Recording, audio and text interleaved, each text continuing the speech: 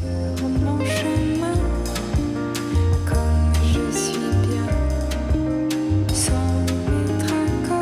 are now listening to Femme Regard Podcast with Tessa Markle and Carolina Alvarez. Femme. Hey, Femme Fam. Welcome back to another episode on Femme Regard Podcast. I am so excited for the guest we have on today.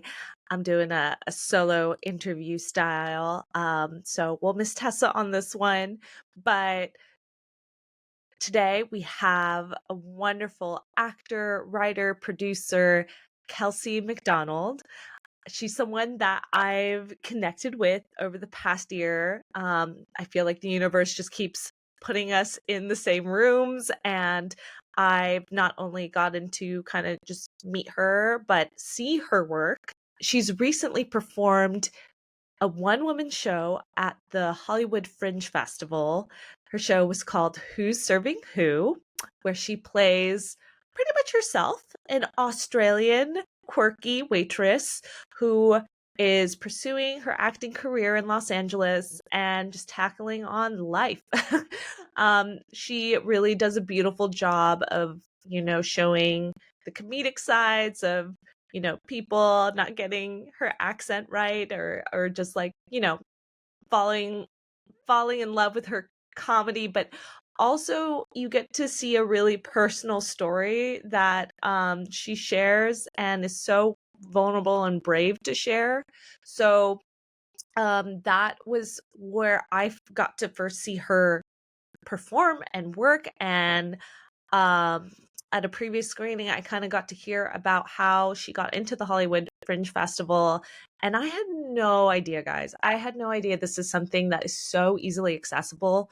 So I feel like this episode is really great for actors who are looking for another way to show themselves in front of an audience.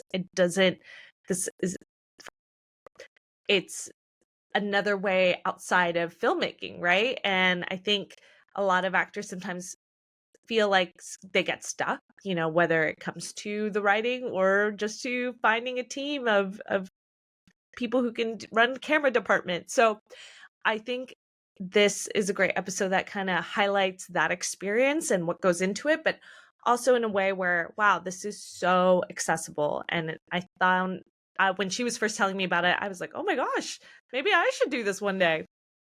But I think it's a really cool story. Kelsie has lived in 3 cities, major cities, maybe 4. She's probably lived in like 4 major cities. She's been in Australia, London, Mexico, and New York, probably other places in the USA, but she's studied acting all over. She has a very fun story she shares about her time in Mexico. So there's also, we get into filmmaking, of course, because this show, but how she's worked with Cristo Fernandez, who is one of the star players on Ted Lasso. So I just think that's a really cool story that of their connection and where they first started and met and how they both grown their careers together. And it's a really inspiring story. Kelsie really kind of shares how she was not a writer and, still finally caved in and started making work for herself. And I think that's what we just tried to share on the show, that it's, at the end of the day, taking the time to learn other skills to make work for yourself is really the way to kind of kickstart your career, have something to show other people, and really just showcase you in the most authentic way. Because as Kelsie points out, there's a lot of, subjectively, but bad scripts out there that, you might not feel called to, and it's not doing you justice as an actor. So if you can write your own script and shoot something or put on a one-woman show, that's really empowering. So I hope you guys take some notes on that and enjoy the show. I loved the colors of your costumes and everything. I thought did you or Pam kind of come up with all of the creative. Yeah. Well, of Yeah. course I mean, we're gonna get into the show. I feel like I've said that so many times, but we're gonna guys, we've had a rough start this morning, but I'm here. I'm holding on the ship. Yeah, you are. I'm trying to think of what analogy. You guys know me and my analogies; they're not good. But I'm holding on, and I'm here with Kelsie, and we're going to talk about her one-woman show. I'm really excited that I recently saw her in it. So I just want to say you did such an amazing job, and I can really tell that it's really your story. I want to hear hear about your backstory and how it connects to the story I saw on the stage. But I could tell it was really yours. And we did have shout out to Pam. She was on the show, Latina director. You guys know she was the AD on Sync and crushed it. She directed this with you. And I say with you because, again, I still feel like it was very much in your vision, your story, and you guys just killed it. I can't have so many wonderful things to say. Thank you. That really means a lot. And honestly, I'm so grateful to Pam. She's an absolute bloody legend. And I think what was so special is that she's been there from the very beginning, from back when it was just an 8-minute stand-up comedy routine. And then I sat down for dinner with her and Bahari and a bunch of our friends and sort of said, look, I think I want to develop a one-woman show. Do you think that's a good concept, or do you think I should do X, Y, or Z? And they were all just like, yes, develop that stand-up comedy routine. And Pam said right from the beginning, because I said, I want you to be director. I think you're perfect for this. And she said to me, I'm happy to do it, but I want to make sure that I don't want to ever pull you away from what I know is your vision for this, because I think that that's what's going to make it. And I mean, I think I could literally hear what her an incredible voice director in saying that. Yeah. And so she was absolutely, I think everything she said and everything she did was just so perfect, and I'm so grateful to her. Yeah, she really let me play and fly. I love her so much. She's a queen. And one thing she did say to me that because I was, the show is very comedic and cheeky and a little sassy, a little sexual here and there. I like to say that because I'm the same way. A little always anyone gonna watching, have a cheeky a little nod. cheeky nod. But you would flip into these really, I wouldn't, intense isn't the right word, but just real solid moments where you were in solitude and it got really personal and really emotional real quick, which honestly does relate a lot to real life, like and what the show's about. And she just said, just take it back to Pam, that she really pushed you in those moments to go for that full extent. And I'm so glad she did, because really that's what gave the whole show its core. It's like, this is what we are here to understand about you and your experience, because everything else is like haha funny, like so LA, so trying to be an actor here.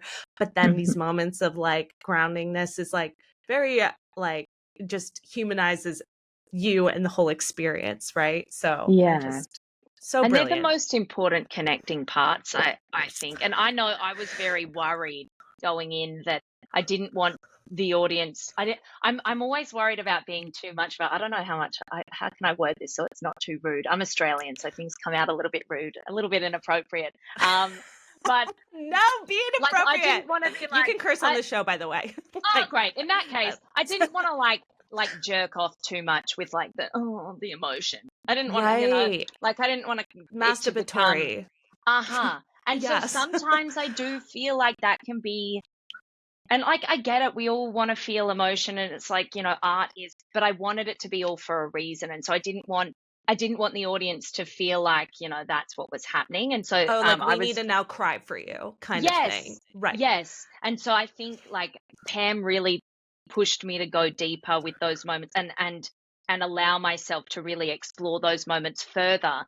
And I'm so glad that she did. I also had a couple of friends read the script a couple of times and give me notes. And that was also notes that I had that you can go further with that. You can go further with that, which honestly made the show incredibly vulnerable. And there's so much in there that people have said to me, wow, I'm really like, thank you for sharing. That's really brave of you. Which I didn't necessarily think that it was, because I'm a very open, honest person as is. And as a storyteller, I think that's how we connect as humans, is to be open and honest. But that is No. what people connected to. And I think that Yeah. if you can make someone laugh and then you can make them cry, then they're probably most likely going to take something away that might stay with them forever. And that's exactly what we're trying to do with the art. So I'm really glad Yeah. that you enjoyed the show as much as we did making it.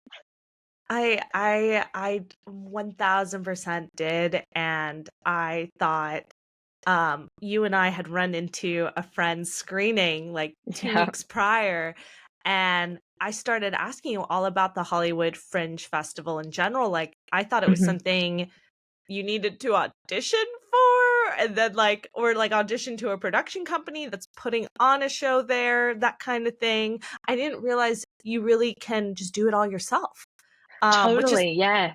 crazy. Yeah. Well, That that it's not is talked about it. I don't know. I just haven't really heard about it that much, and that's what I thought when you were sharing your experience. Wow, this would be so great to talk about on the show. For we're all about making your own work here, and Mhm. so I thought, wow, this is a really incredible way, especially for an actor, to put themselves out there.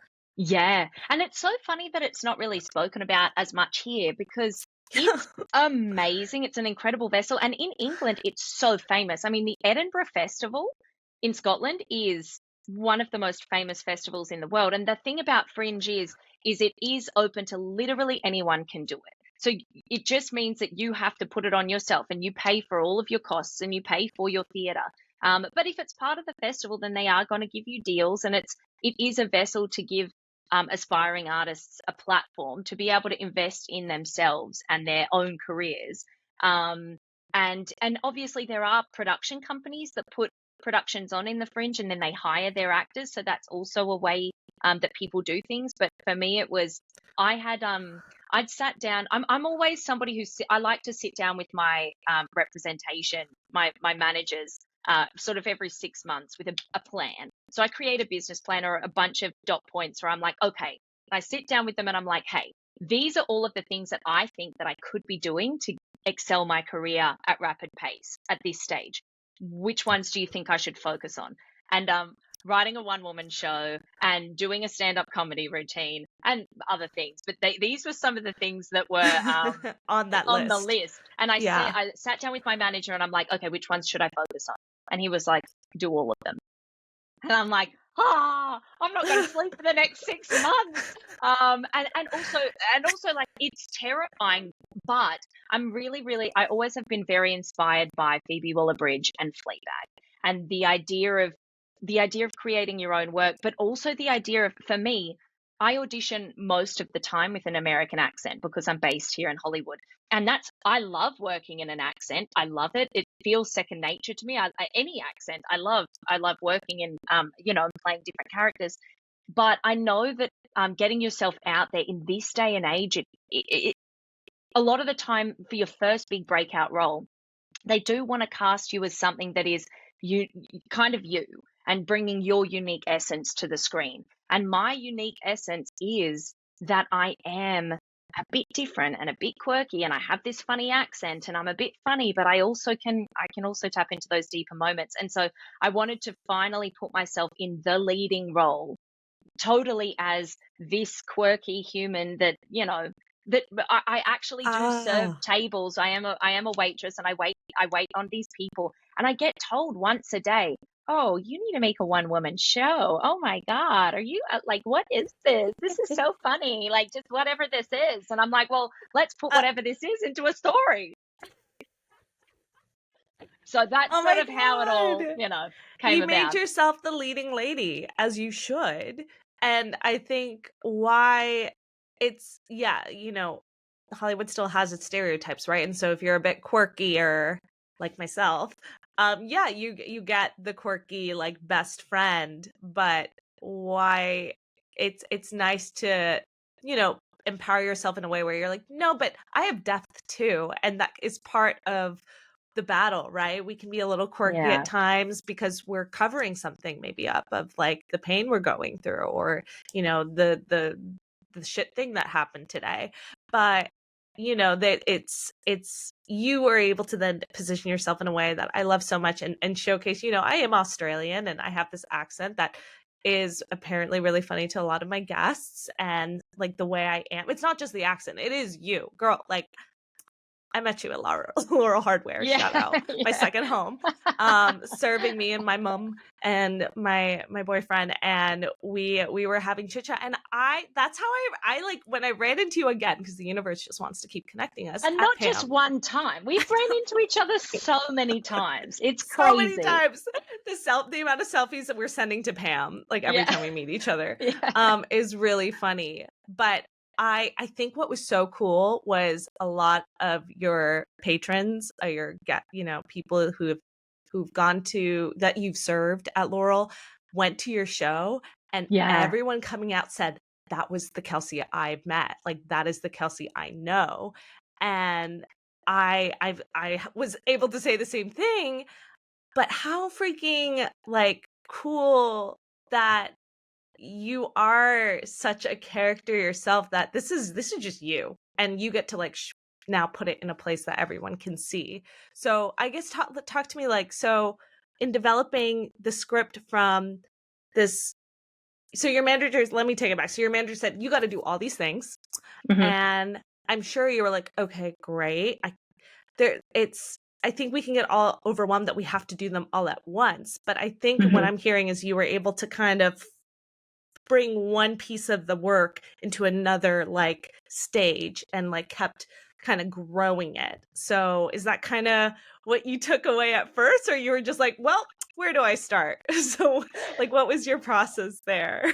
Well, I always write lists. So, and also I like to print out, I always work with a diary. Like, I have my big diary that has like everything that's going on in my life and what I need to do. And I like checklists. And so I had a checklist of all the things I needed to do. And I wrote in my calendar, I was like, okay, in this month, I'm going to do this. In this month, so it was here in this month, I'm going to do Bitch and Purge, which is it's a open mic that my writing partner on Womb Room, which is a comedy TV pilot I've written, she hosts it. So I knew I could get on there and do this stand-up comedy routine. And I was like, okay, that's that. And then the next month, my dad comes to town, so I take 6 weeks off, and I actually have family time, which I haven't done in a long time. So we do that. Then the next month, I have between here and here to shoot the Womb Room, our proof of concept for this TV pilot. So we get that done. And then the minute it hits February, we have 6 weeks or 4 weeks, or however long it was, to write the Womb Room. Then we need to develop it. And then we apply for Fringe, and then we blah, blah, blah. And then I've got this many weeks to learn it, X, Y, and Z. So I do create a plan. Oh, I also started UCB in that time. So it was also like in this month, we also do UCB. So it was a lot. And I have sort of, I feel really bad for my friends, because I've sort of trapped myself under a rock, and, you know, but it's having that sort of structure, and also knowing that, like, I didn't know the stand-up comedy routine was what was going to inform the one-woman show. The stand-up comedy I just did because it scares me, and I just wanted to try it. I was like, I need to keep doing things that terrify me. But that was so successful. I have the same dream to do it one day for the same reason, just because it scares me. and you know what? It might be the worst thing ever, or it might be the best thing ever. And you're just never going to know until you do it. And it's all character building. And listen, I never wanted to do stand-up. I never wanted to do it. But it really, really did. There's so much of that stand-up that's in the one-woman show now, because it went so well. That's what inspired the entire idea. And also it makes you realize that you can get up and do something solo, because the idea of being alone on a stage, doing everything, you know, being up there and having to command the crowd entirely yourself is freaking terrifying. But I know for me that doing the one woman show has changed my life. I mean, I've only finished it last weekend, but I'm a different person now. I knowing that I can do that, I'm like, oh, if I can do that, I can do anything. So true. That's what's the beauty about putting yourself through hell and trying like the most challenging things, because when you come out on the other side, which you always do, you'll either, yeah, walk away, like you said, just be like, that's not for me, Uh-huh. or you survived and perhaps even thrived in it, and you're like, cool, now nothing else in this kind of capacity is going to even overwhelm me, like, like Yeah. I know I can handle it and have Yeah. that confidence. And it's all, to me, about anything, even with filmmaking, it's all about building confidence and trust with yourself, because if you can like just Yeah. trust yourself, like as a performer, you'll know how to handle a bad crowd and just know, like, okay, I don't need to get super nervous because it's just this weirdo like the corner. Like, Yeah. you never know. Like, there's so many logistics, but if you're so new to it, you can take everything even so personal, or like just the Yeah. nerves. I think it's all about managing that too at the end of the day. Totally. And just once you do something once, you know you can do it again. And what's crazy Yeah. about this whole experience is so I went straight from the Hollywood Fringe Festival and performing that show. And then overlapping was one of my short films was in Dances with Films, had its world premiere. And that's a 10-day, Congrats. thank you, very exciting. But that's a 10-day long festival. And because I was one of the main filmmakers, I wrote it, I co-produced it, and I acted in it.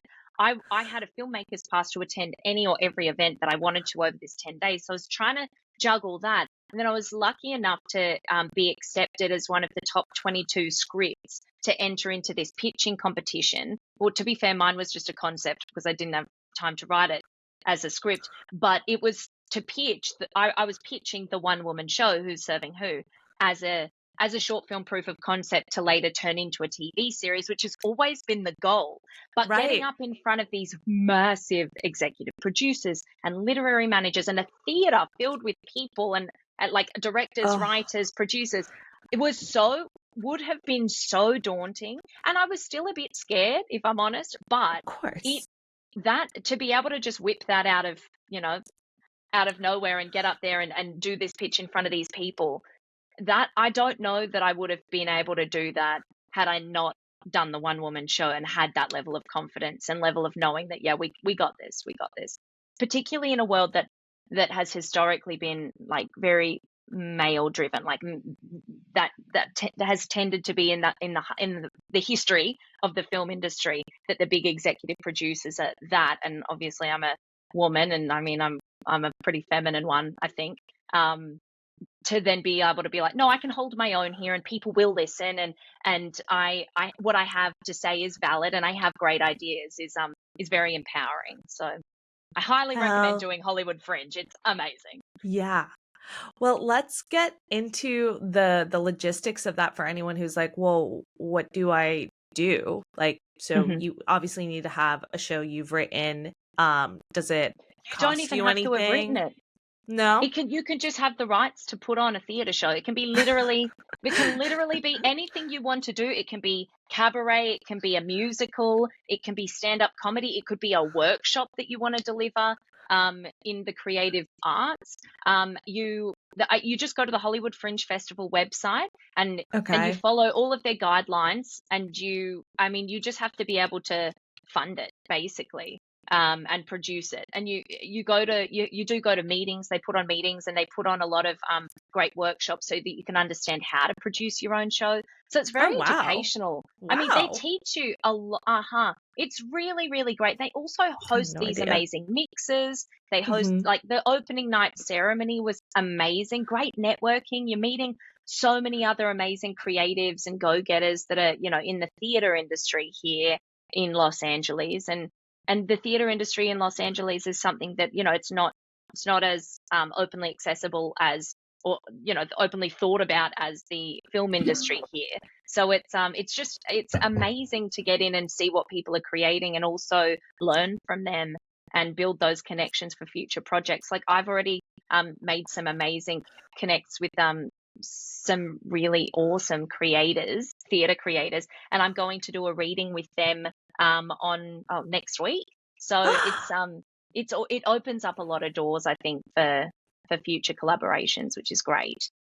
But it's Ye- it's not easy to produce the show. Like, it is a lot of work, but they give you all of the tools. So if you're willing to do the work, then you can create an amazing show.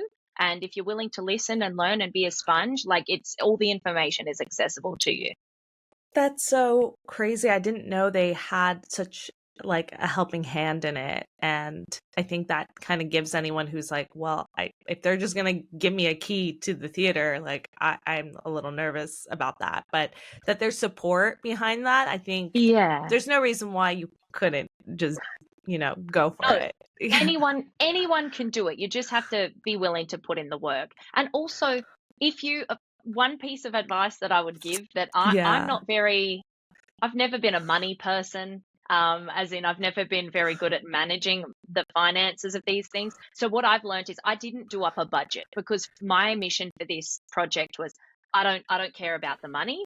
I'm just going to, I just want to get myself out there. This is about putting myself out there. So I don't care if I'm just investing and not making money back. This is what I want to be putting my money into.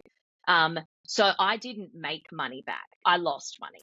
However, now that I've done it, I know if I had have done up a budget, I absolutely could have made money back. And also, if I had have priced my tickets at a point where if I had have budgeted, I could have Understood. made that money. So that's something that, yeah, if you're going to do the Fringe Festival and you want to make sure that you break even or that you make something back, just make sure you do a budget first, Learn from me, who did it the wrong way.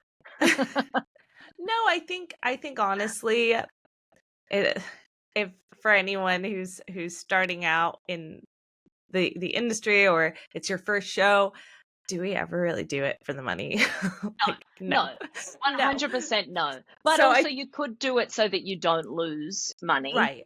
And I'm here for that. I'm with my little producer hat. Like, let's figure it out. Because, if you're putting in so much work, at the end of the day, it would be nice to at least break even and be like, I invested this in myself and I got it back. And but also, the feedback that I had was, everyone was like, why in the world are the tickets so cheap? Why in the world did you not just put them at $10 more? And I'm like, oh yeah, you're right. I actually could have, but I didn't do my research enough on that aspect. And so I know you now go. that That's like an easy thing. time. Like, kind of do comparables, research ticket prices, see where you feel like. I think you just really wanted it to be super accessible to anyone. And that was an investment, because that certainly paid off, right? You got anyone easily able to stop by and see you. I'm curious, did you invite casting directors? Because that's a great idea for anyone who like has any connections, want to. This is like a perfect showcase for that. Yeah, I did. I had a few amazing casting directors come along. I had some producers, a bunch of writers, agents, managers.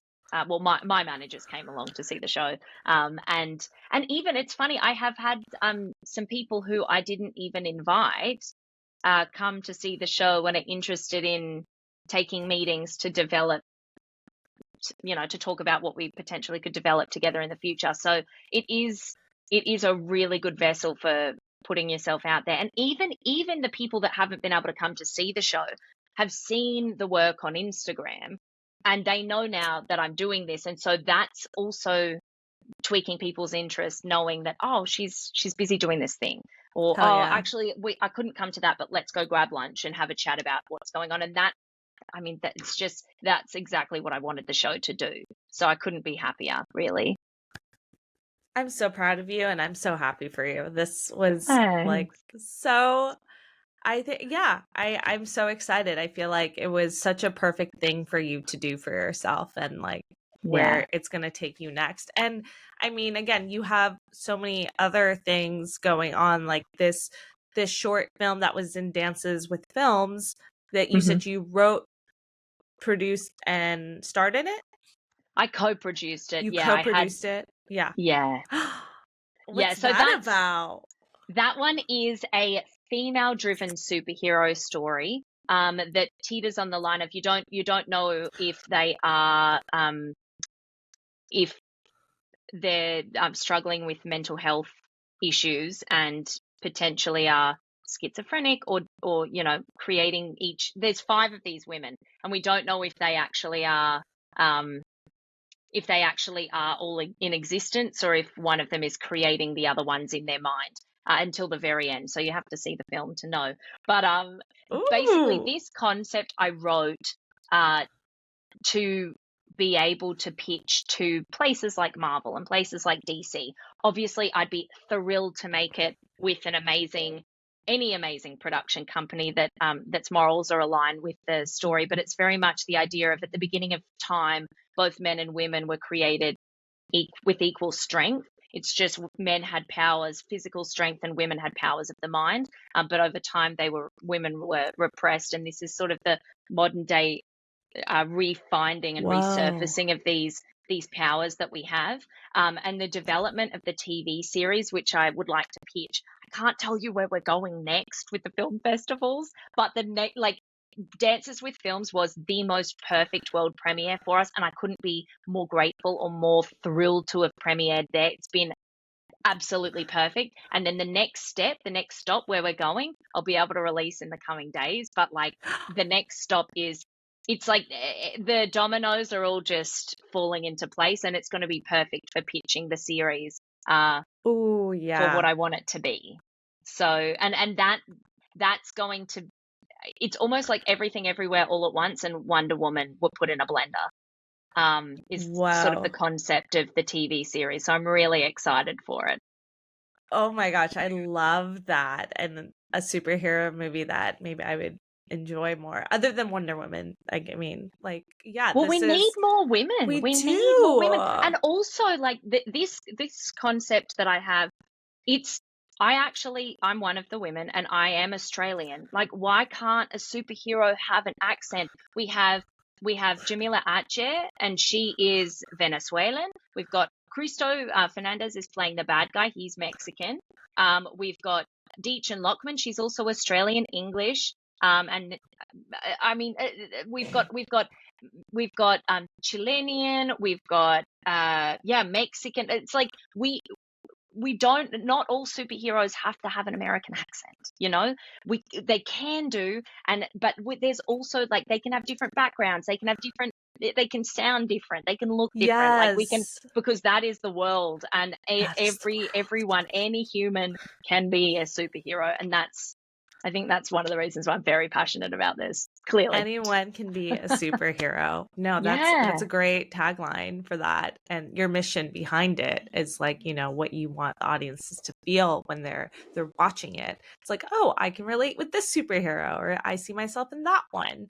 Yeah. And And I we are mean, all one, like we are all human right. beings, and we are all, yeah. And I want to be able to tell you literally everything about the development of the TV series, but I feel like I have to keep my mouth a little bit shut because, So we'll have you back on the show, is yes, what I'm great, hearing. great. Great.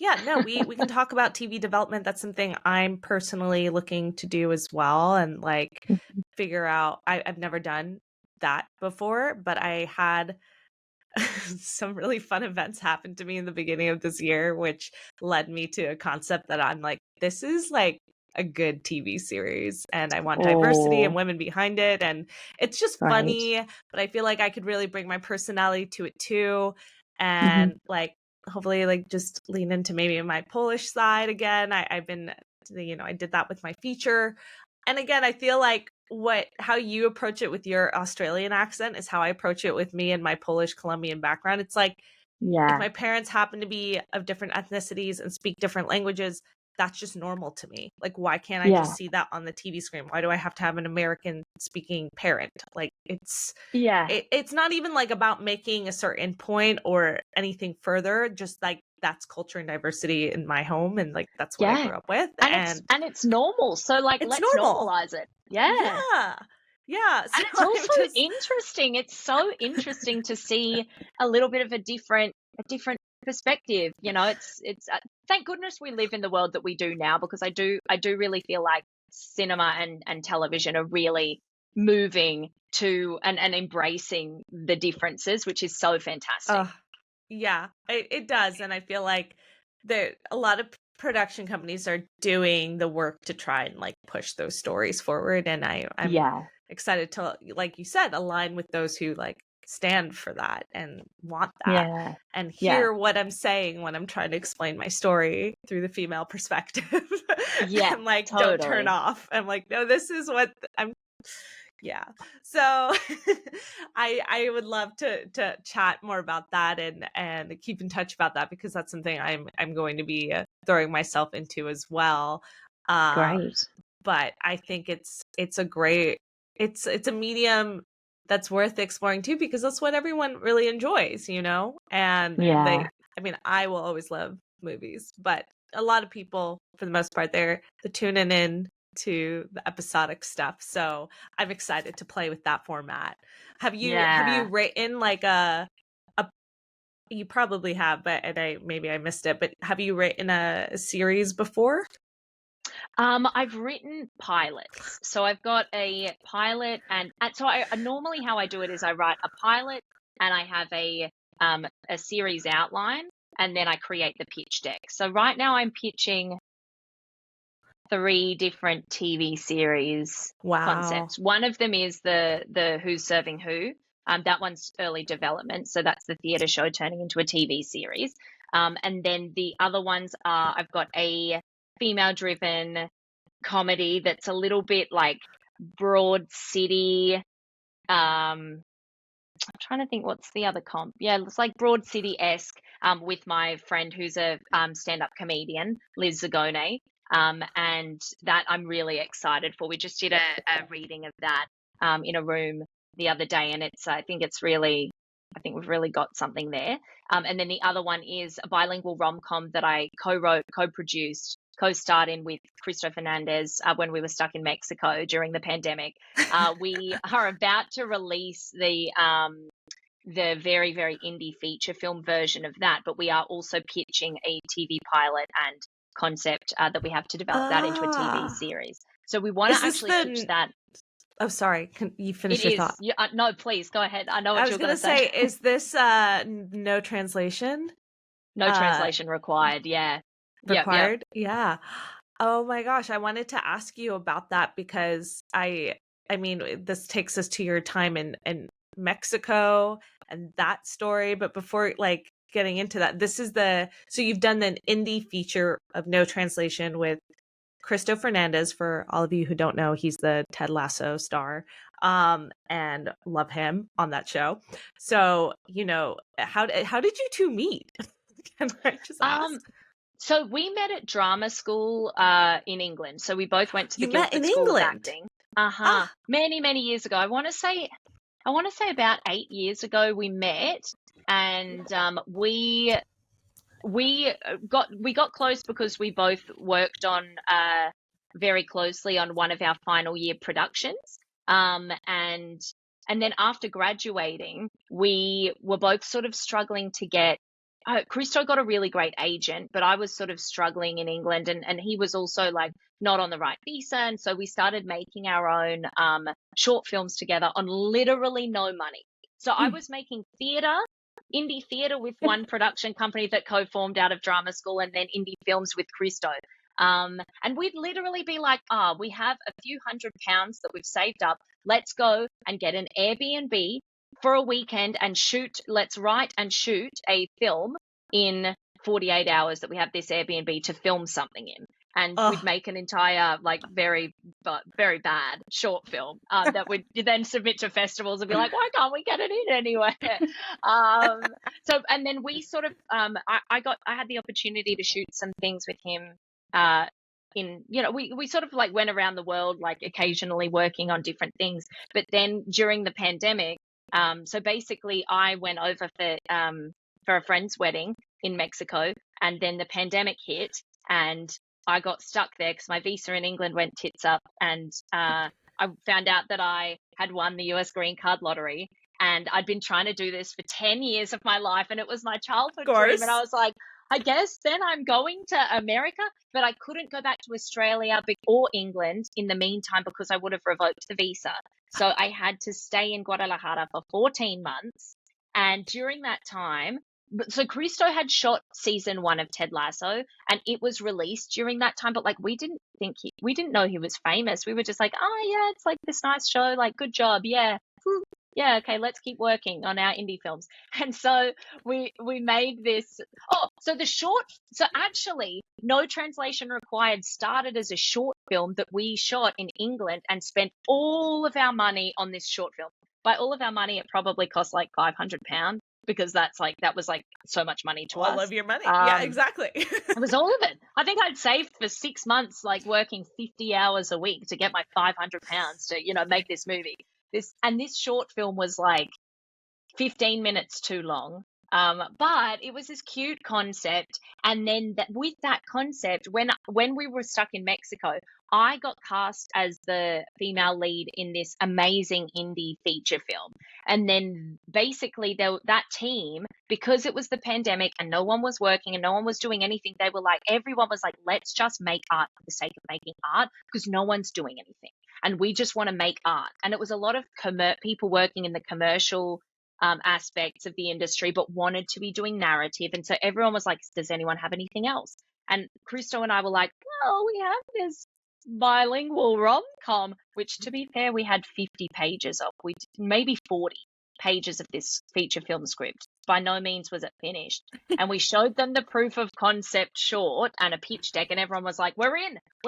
So we quickly sat down I think it took us like a week and a half to finish writing this entire feature film, sent it off to these investors, and they were like, yeah, let's do it. And so then we made this bilingual rom-com in, I can't remember, it was like something like 12 days or something. We shot this and it's such a big rom-com. It's amazing how I don't know how we even did it, but because it's all done so indie, it's taken a really long time to get out, but I'm hoping by the end of this year, early next year, it'll be released, because we're actually about to enter into some reshoots to add some extra scenes to really make it really special. But it's a really fun concept about an American woman who works in the fashion industry and is going with her fashion company to open this store in Mexico. And then this like high-end lady meets this like aspiring Mexican chef who's sort of like really doing it hard.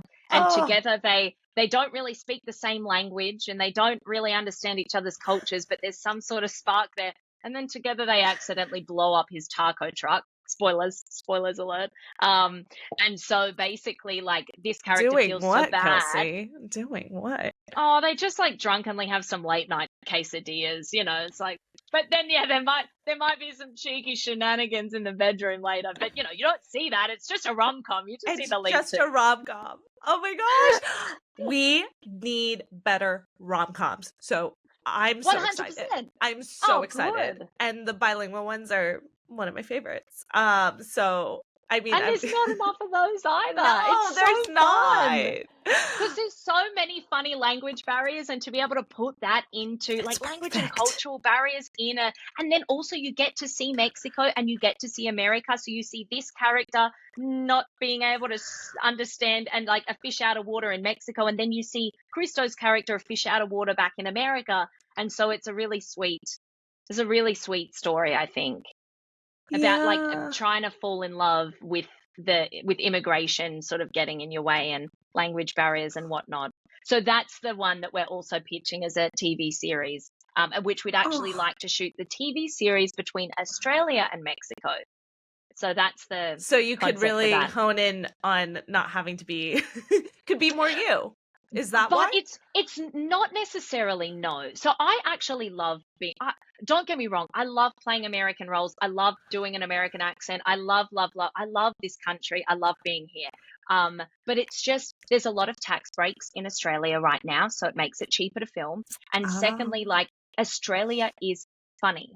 Kangaroos are funny. Koalas all have chlamydia. Like, it's like there's Australia's funny. And so then having a bilingual rom-com, like the Sydney Sweeney and Glenn Powell rom-com that just got released, yeah, they shot a lot of it in Sydney, but they should have had me on the writing team, because there's so many funny things about Oz that they did not zone in on.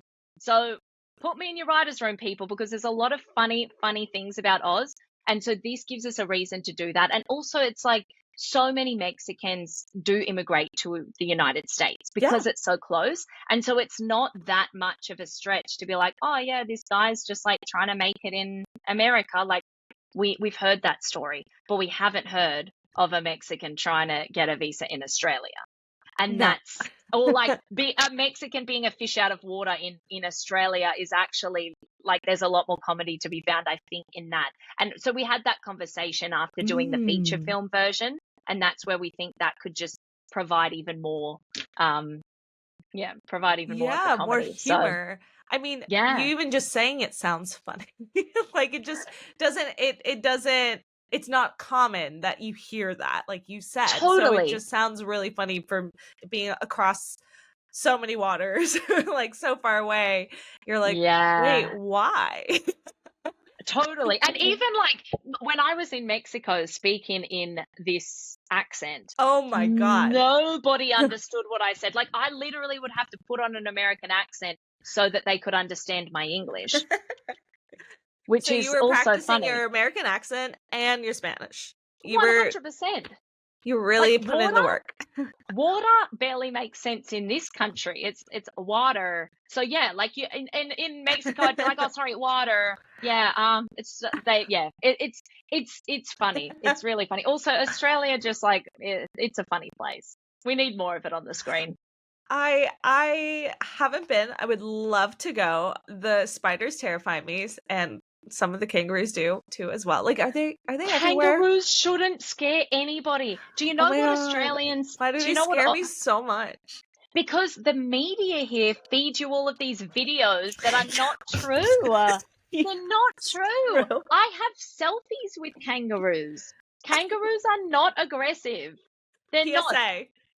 It's just, but I think Aussies like to do this thing where we take the piss. So that just means like we're making fun of. We like to be like, oh yeah, you can't go into Australia without your Crocodile Dundee pants on and your I don't know, lasso to be able to take them down. We tell you that there's like drop bears. Like tourists should be afraid of drop bears. They're like these vampiric koalas that sit in trees and wait for people, particularly tourists, to stand underneath a tree, and then they're going to drop down onto your head and maul you to death. Literally my dream last night, I'm not even kidding, I had some weird creature like that come up. I think I'm listening to too many horror podcasts. Probably like, you knew we were going to have this conversation. But this is really trippy. We make it up. Drop bears don't exist.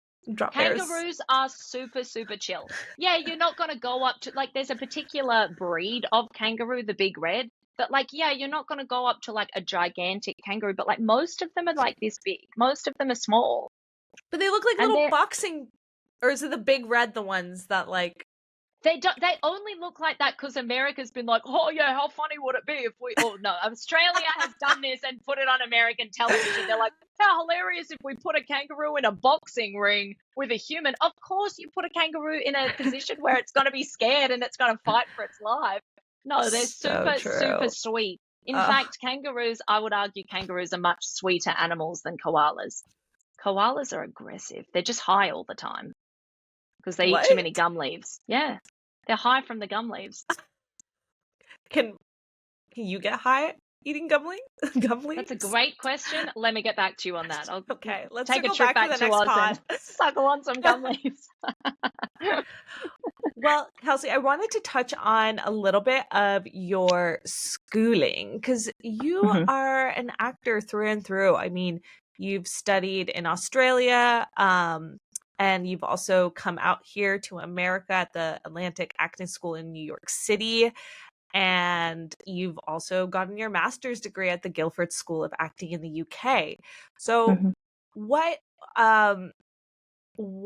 about those experiences do you think you took away from it the most? Like, what school was your favorite? Anything? Because, I think drama, like, as someone who started out as a performer, going to school for performing was really valuable. But, we talk a lot about film school on this show, like, and pretty much 90% of our guests hasn't gone, including ourselves. So, but I think there's something special about going for a practice of the acting and the singing or the dancing that is really important, that I think having schooling can really help your craft. And I just like to talk about that a little bit. Yeah.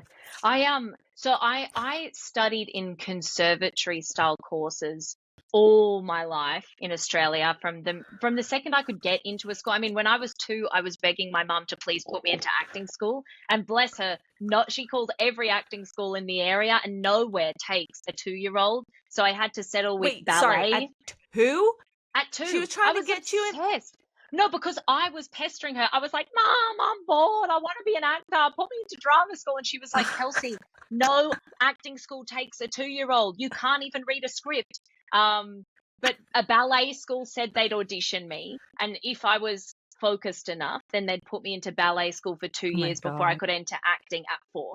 And I was the most, it's funny, there's a VHS that someone else's parents videoed, and then they were like, your kid's hilarious, you need this video.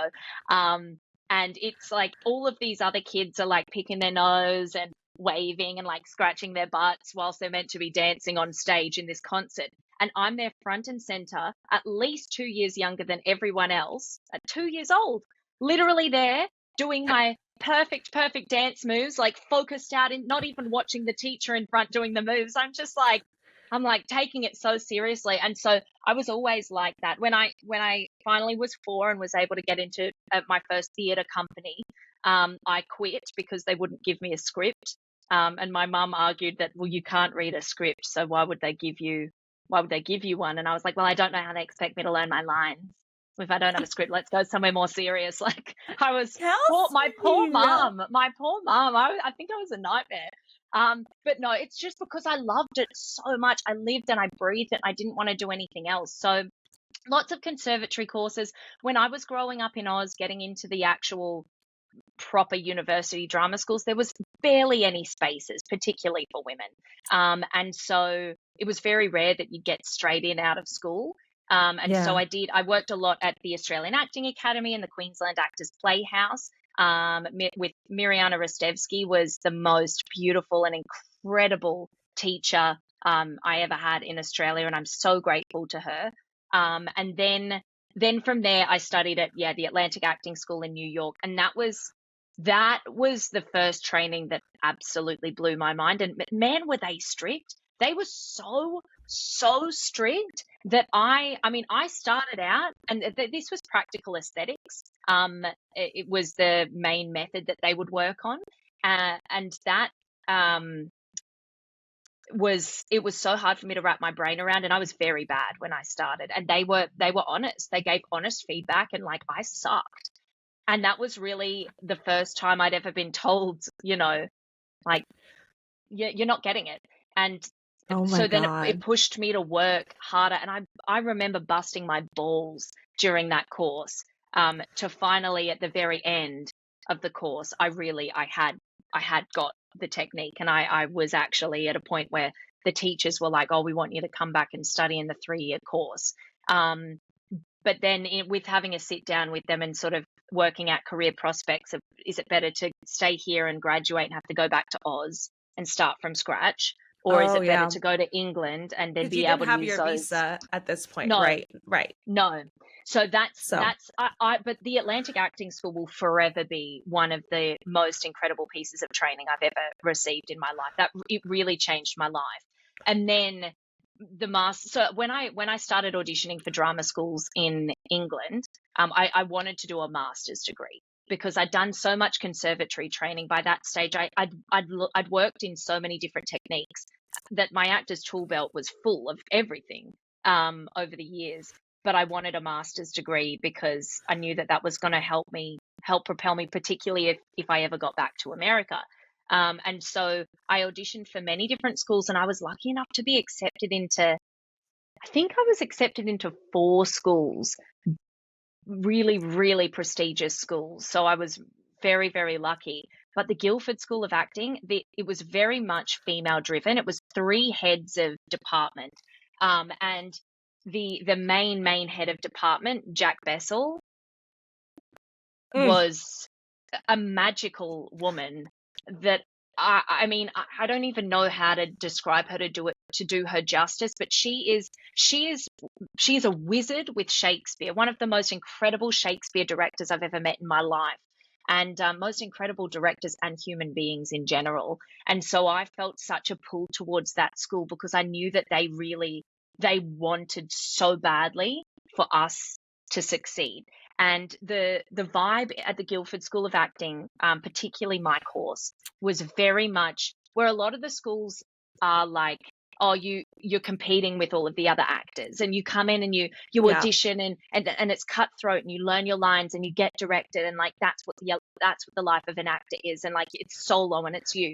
Guildford was very much about, you are a team and you collaborate and you come in here, and if you're not getting the auditions, you make the work, and we're going to teach you how to do that. They taught us how to make films and play every role on a film set, and they encouraged it. They would let us use their expensive university equipment, film equipment, for years after. That's how Christo and I were making short films, because they were like, yeah, sure, you want to make a movie, go ahead, we support you. They taught us how to make theater with incredible devised theater specialists that they'd bring in from outside who were working on the West End. They'd bring them in to work with us. And so That's incredible. Yeah, it was very nurturing and very much like, you are a team and collaborating is how you're going to get there. And our cohort is still like that. So whilst at Guildford, because it was a master's, I feel like we'd already learned how to act. And so I had already learned how to act in my years prior. But what doing that degree gave to me is, I no longer felt like a hack. I felt like, oh, I have this piece of paper that I've worked really hard for, and I know I deserve to be here, which is totally mental and not necessary for anybody. But for me, it was helpful in giving me that confidence. Secondly, when you spend every single day of your course literally waking up in the morning and doing your craft right the way until you go to bed at night, and then your weekends are filled doing it too, you learn such discipline that, and also you realize, like, do I want this, and why do I want this? And third, which is most important, you come out and you have those connections that you can collaborate with. And that's how I started making theater, and that's how I started making films. And if it wasn't for that school, I don't know if really don't think I'd be where I am now. So I think it's been so necessary for me, because I haven't been someone that's just auditioned and got roles. You know, I've been someone who's had to work my way around the world and make my own work to make my own opportunities. And then now I'm starting to get auditions, and now I'm starting to get the roles. But like, I've had to make my own work and make my own opportunities for a long time. And I'm sure he won't mind me saying, it was the same with Christo. He got his opportunities because he was making his own. And then when he got that big opportunity and that big audition, they looked back at what work has he done, and they could see how hard he'd worked. And that was impressive. And so they gave him an opportunity, you know? So I think it's really important. Oh, 1000%. And the fact that, you know, I think that these are the untold stories, right? Of like, oh, you just probably auditioned, you just got an agent, and, you know, you chat about it. So thank you for sharing both of your stories in that respect, that it's taken a lot more work, a lot more behind the scenes of you taking control of the work you've been putting out and making it yourself. And it doesn't always start out amazing with big budgets and all of that. You know, for us, our first big short, we always talk about it, Desert Flowers. But after that, because it was a Western, and that's a whole other story I can share with you, where we're on horses and we have stuntmen, and I'm acting and directing. And I think like it was delusional. If you see my latest reel, it was very delusional. It's just dreaming big. It's dreaming big. And again, like after that set, I was like, no set's going to be as stressful as that. Like, no one's going to get kicked in the by horse and like have to go to the hospital mid set, and we just carry on and then come back. Shout out to Larry. He was a true cowboy. He came back and I was just like, we got to keep rolling. Like, I don't know what else to do. Wow. Hey, we've all got set stories like that. Yeah. No, but my point was like from then we went on to do a bunch of mobile shorts, and I just feel like that's what we could form. We were entering competitions or finding like competitions that supported mobile shorts, and because that was the only equipment we could afford to do and continue like working on our craft. And I mean, I'm just really grateful that, you know, that didn't deter us from then stepping again into a bigger space and doing a feature.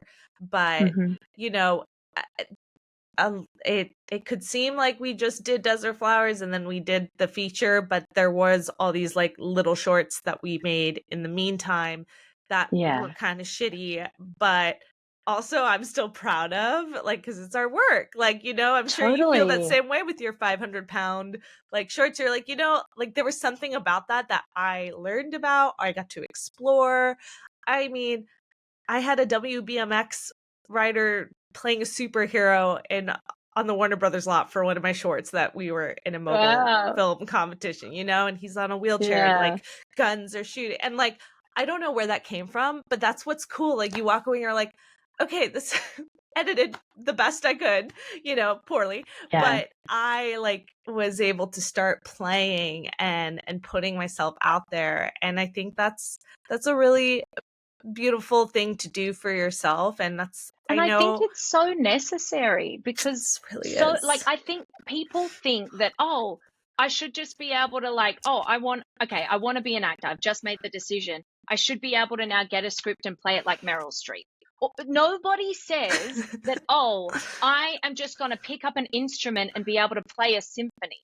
No, you have to take those steps, those learning steps, and it's a ladder. No, you don't just like make a decision and it's just boom. I mean, maybe there's a couple of people in this world who are naturally gifted with who knows what genius from above, but like it's we have to take those steps. Yes. It's like, yeah, you learn from every single thing. I don't look at any of my work and think, oh, it's perfect. It's all learning. It's all a step. There's always things to be learned, but we just keep, you look back at your old work and you can see, oh, I see that growth. Now I'm here. Before I was here. And then in a year's time, I'm going to be up here. And then I'll be up here. And that's very fulfilling. I want to just double tap what you were saying about, you know, people who just want to be an actor. And like, I cringe when I'm like, yeah, it's not that easy. If like, I'm not just out here booking auditions. It's not like, it's a whole other workload and process and skill that you have to like really work on. And that's why I wanted to touch upon your schooling and stuff, because I mean, again, there are people who can just naturally step into it. And I think there's a beautiful thing, like you were saying, about how I think at first people just want to see you and understand who you are. So if you're comfortable about being vulnerable and kind of just being you, and whether you're kind of an asshole or like you're funny and quirky, like that is all great and part of it. But that also, like, understanding how to show that is a skill. And I just think there's a lot of skills that actors don't get credit for, like understanding. You said you learned so many different techniques, and that's just, there's so many things, like skills that actors have to learn to do what they do. And it's, I mean, I think it's nice to hear that, you know, it's not nice to hear. It's hard to hear that you have to do more than just audition. I think sometimes, like, that's just, I think for people who don't have the skill sets of maybe writing or shooting, it can feel intimidating.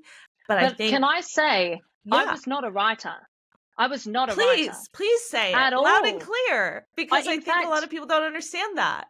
And I can't tell you that I enjoy writing. I have a lot of stories in here. I'm a very creative person, but like forcing myself to sit in front of a laptop and actually like do that, that's not natural to me. And honestly, I resisted it for so many years because I didn't want to. I didn't like it, and I wasn't. And same with producing. I was like, oh my God, no, I'm not that. I don't want to do that. Oh no, I'm not that. I just want to act. But it's just, it's like, I guess if you want to be a lawyer because you love fighting for people's rights, you also have to learn all of the paperwork. You have to learn all of the, I mean, I don't know anything about being a lawyer, but like there's so many things that you have to learn to be able to do the thing that you want to do. I kind of think it's the same with everything in life. And then when you start doing the thing that you don't want to do or you think you're very bad at, sometimes you realize, oh, actually, I actually am getting good at this. Now I know how to do the thing, and actually I'm good at it. I'm not necessarily like jumping out of bed in the morning to like sit in front of the laptop and, spend 12 hours in front of it. No. Am I jumping out of bed to act in something? Yes, 100%. But in life, we do have to do things that aren't necessarily natural to us. But the more we do them, I do think that we get better. Like my first scripts were very bad. But also I look back at footage from my acting even just a few years ago, and I'm like, I don't look at that and think, oh, that's good acting. There's so much about it that I'm like, oh, Kelsie, you were very insecure and you were showing that in your performance. Wow. And now, but it's just, we're just always learning. And I think the more you do anything and the more you push yourself and the more you take every opportunity and the more you say yes to things, and okay, like, am I a writer? No, but am I going to just give it a go? Yeah. Am I a stand-up comedian? No. Am I going to give it a go? Yeah, sure. I'll give it a go. It's just being brave enough to try and allow, if you're going to fail, then you fail and you pick yourself up again, you dust yourself off and you just keep going.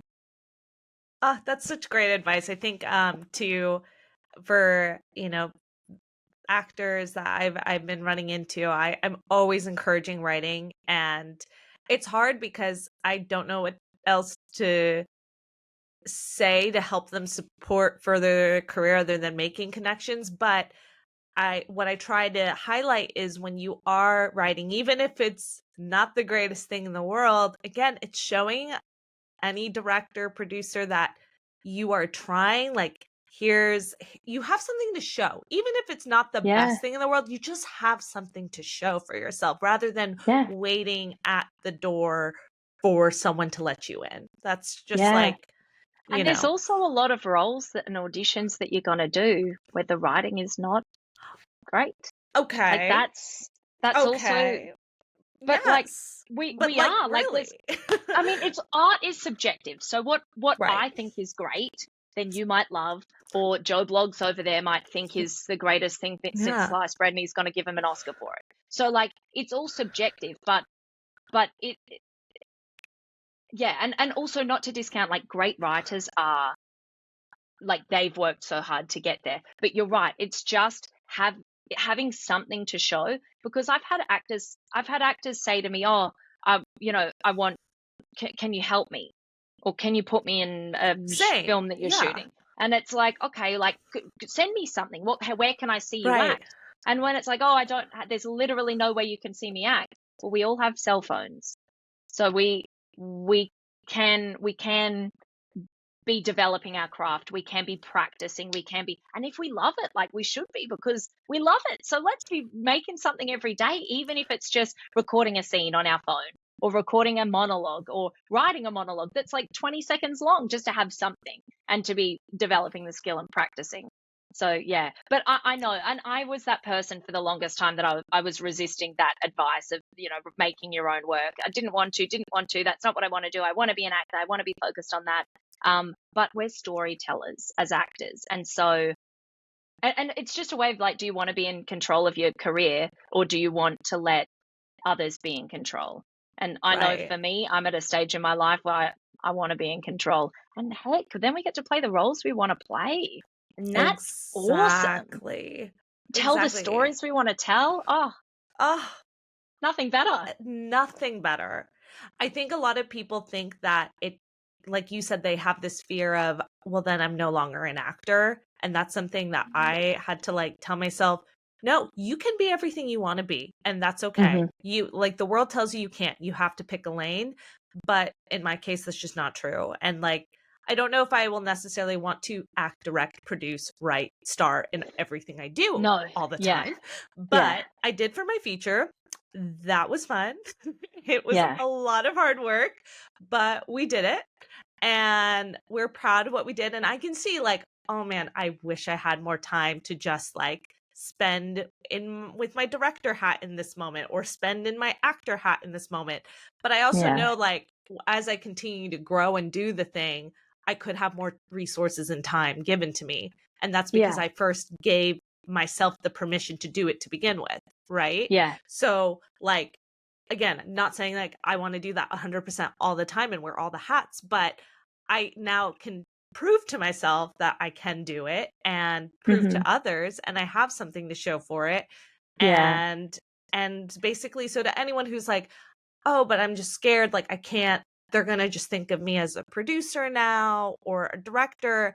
But like being a producer allows you to talk to more directors, and then you get to tell them that, hey, okay, not only am I badass on the business side of things and I know how this industry works, but like I'm actually an actor, and check out my stuff. Like just think of me. I'm always just saying to people, just think of me, you know, when you're just laying in bed at night, falling asleep, just think of me. No, I'm kidding.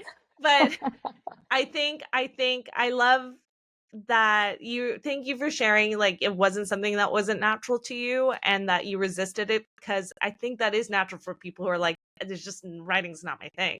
And I totally get that. But you have, I don't like to say you have to, but it's just something that's really going to help your career if you can shoot something. Yeah. Totally. It's just going to open up more doors. And isn't that what we all want, is more doors opening? Yeah. Absolutely. I quit auditioning essentially.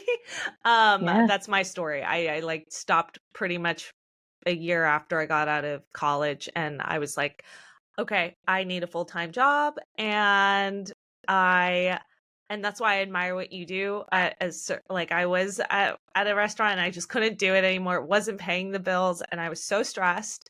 And I was like, also, I just hate auditioning. I don't think I'm very good at it.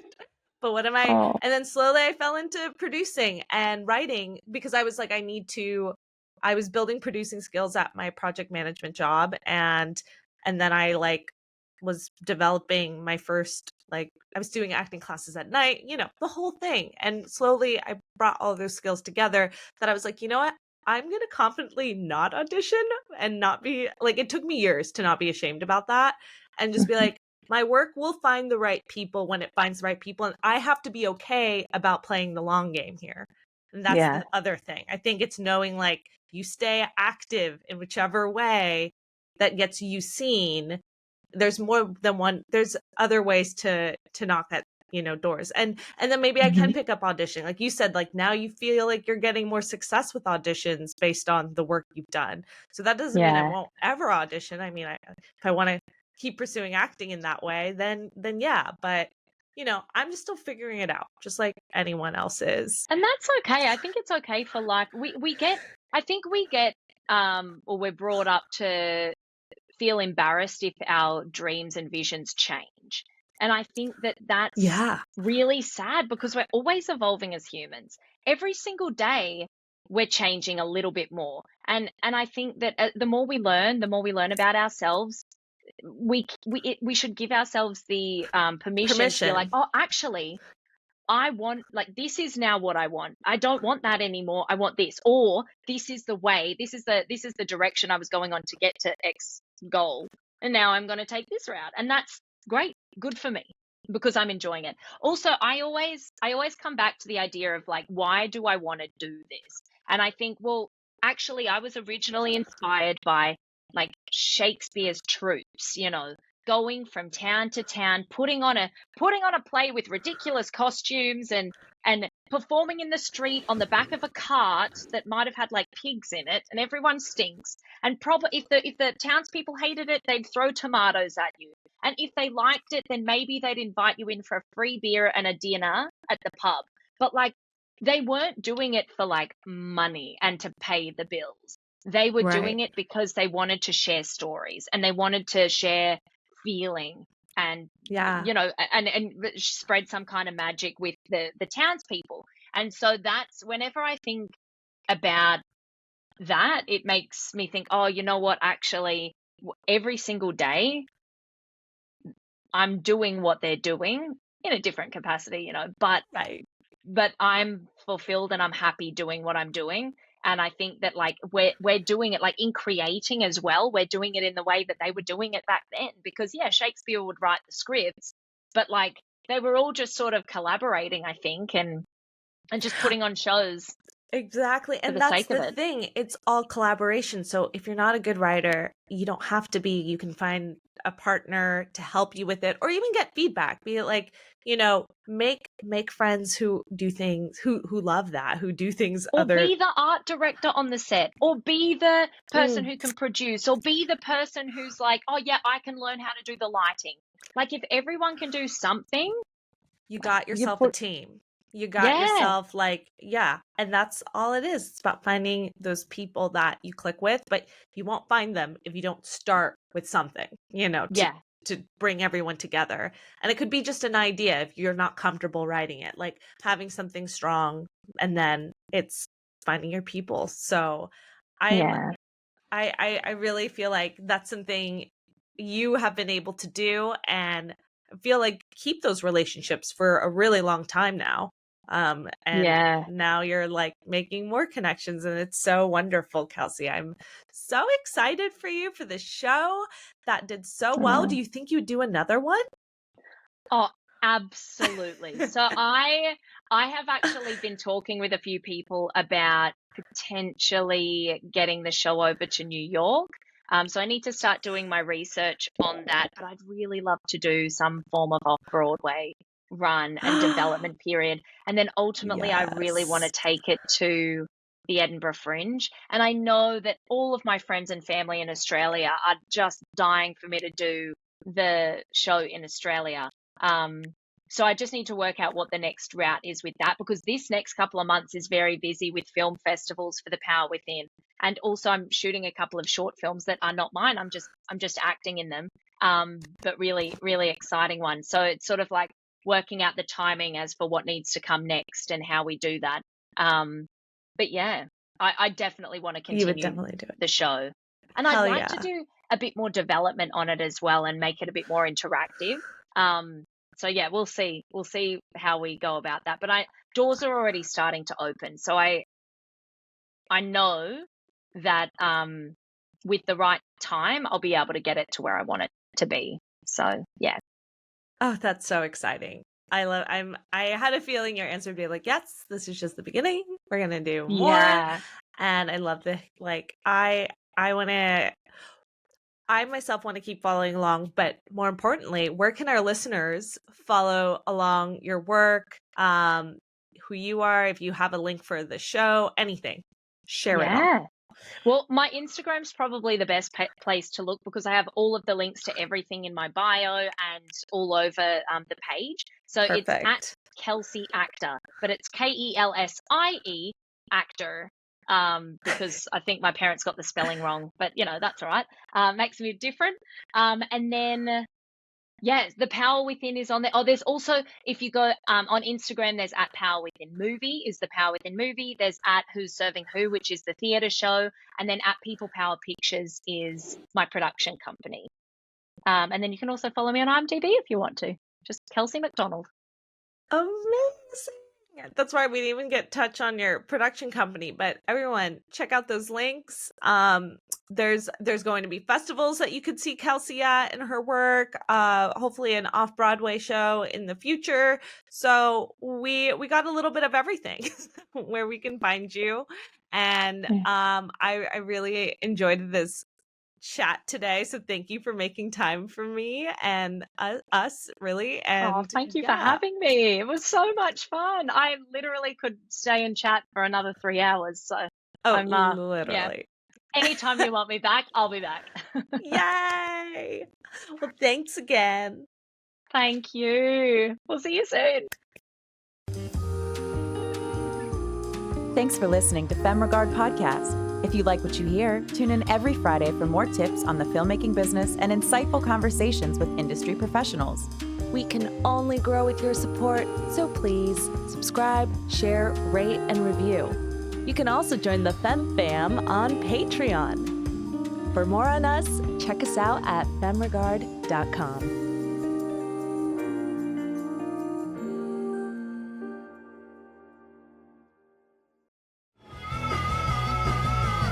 You're listening to the Geekscape Network.